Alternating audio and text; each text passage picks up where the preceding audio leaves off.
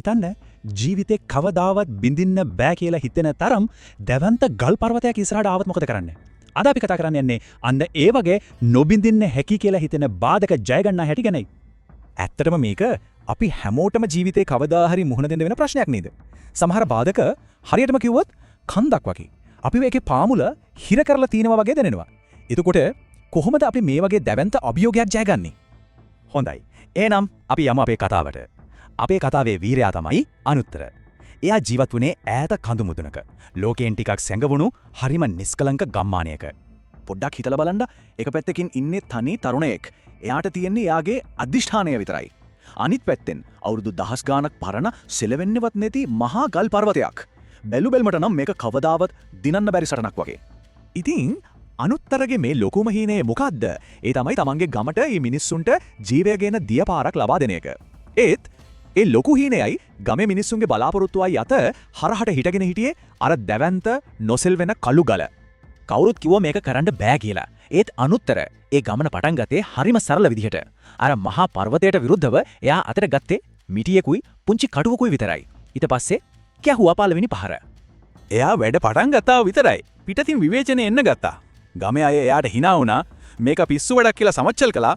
ඔය පුංචි අත් දෙකෙන් ඕක කරන්න බෑ කියලා අධෛර්යමත් කළා. හැබැයි අනුත්තරට එක දෙයක් තේරුණා. ඇත්තම සටන තියෙන්නේ අනුන්ගේ වචන එක්ක නෙවෙයි. තමන්ගේම හිත ඇතුලේ තියෙන බය එක්ක. ලොකුම බාධාව එක. එයාගේ ඇතුළාන්ත ශක්තිය පටන් ගත්තේ අන්න එතනින්. කාලය හෙමින් ගිවිලා ගියා මාස ගාණක්, සමහර විට අවුරුදු ගාණක්. අනුත්තරගේ අත්වල කරකට හැදුනා, ශරීරය කෙට්ටු වුණා යත්. එයාගේ අදිෂ්ඨානය නම් පොඩ්ඩක්වත් අඩු වුණේ නැහැ. හැබැයි දවසක් ලොකු වැස්සක් තිබ්බ රැක. එයා එච්චර ආසාවෙන් බලාගෙන හිටපු දියපාර අර ගල නිසාම ආපහු හැරිලා යන හැටි දැක්කාම එයාගේ හිත සම්පූර්ණයෙන්ම බිඳී ගියා. ඇත්තටම ඕනෑම ලොකු ගමනකදී අපි හැමෝම මුහුණ දෙන මොහොතක් මේක. අනුත්තරගේ ගමනේ පහළම තැනට වැටුනේ එතකොට. එයා තමන්ගෙන් මැහුවා මම මේ කරන්නේ ඇත්තටම මෝඩ වැඩක්ද? හැබැයි අන ඒ බලාපොරොත්තු සම්පූර්ණයෙන්ම නැති වෙලා ගියපු මොහොතේම එයාට හරීම හීන් සද්දයක් ඇහුණා.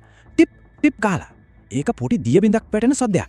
එයා හොඳට බැලුවම දැක්කේ ඇදහව ගන්න බැරි දෙයක්. අර මහා පර්වතයේම තිබ්බ පුංචි සිදුරකින් වතුර බින්දු එක දිගට බිමට වැටෙනවා.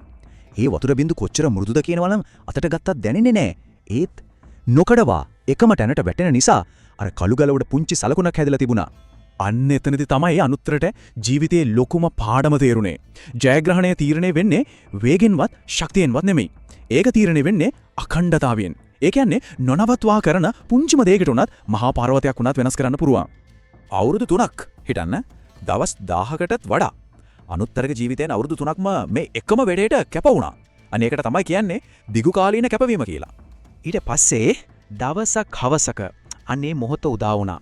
අනුත්තර ගහපු එක මිටිපාරකින් අර ගලේ ලොකු පැල්මක් ඇති වුණා. අවුරුදු ගානක මහන්සියේ පළවෙනි සැබෑ ප්‍රතිඵලය ඒක. ඒ එකම පොළව කම්පා කරන මහා සද්දයක් එක්ක අර දැවන්ත පර්වතය දෙකට පැලුණා. හිතන්න අවුරුදු 10 ගානක් නොසලී තිබ්බ ඒ ගල එකම එක තරුණයෙකුගේ අදිෂ්ඨානය ඉස්සරහ දෙකට කැඩිලා ගියා. එයාගේ ඒ නපුසුබට උත්සාහයේ ප්‍රතිඵලය හරිම ලස්සනයි. කන්ද පිටිපස්සේ හිර වෙලා තිබ්බ වතුර කඳ ගමට ගලාගෙන ආවා. මුළු ගමම සරුසාර වුණා. කලින් එයාට hina වෙච්ච මිනිස්සුම අද එයාට ප්‍රශංසා කළා. ඇත්තටම අනුත්තරගේ කතාව එයාගේ ගමට විතරක් අදාළ දෙයක් නෙවෙයි. අපි හැමෝගෙම ජීවිතවලත් කවදාවත් බින්දින්න බෑ කියලා හිතෙන ගල් පර්වත තියෙනවා. සමහර වෙලට ඒක රැකියාවේ අභියෝගයක් වෙන්න පුළුවන්, මූල්‍ය ප්‍රශ්නයක් වෙන්න පුළුවන්, එහෙම නැත්නම් සමාජයෙන් වෙන විවේචන වෙන්න පුළුවන්. ඉතින් මේ කතාවෙන් අපිට ගන්න පුළුවන් ප්‍රධාන පාඩම් තුනක් තියෙනවා. පළවෙනි එක නොසැලෙන අධිෂ්ඨානය. දෙවෙනි එක අඛණ්ඩතාවය. ඒ කියන්නේ නොකඩවා උත්සාහ කිරීමේ බලය. තුන්වෙනි එක තමයි ඉවසීම. ඇත්තටම ජයග්‍රහණය කියන්නේ මේ හැම දෙයකම එකතුවක්. ඉතින් මේක හොඳට මතක තියාගන්න. ලෝකේ තියෙන ඕනෑම මහා පර්වතයක් වුණත් එක දිගට වැටෙන පුංචි දිය බිඳුවකට පරාජය කරන්න පුළුවන්. ඉතින් අවසාන වශයෙන් මේ ප්‍රශ්නය Tamanගෙන්ම අහලා බලන්න.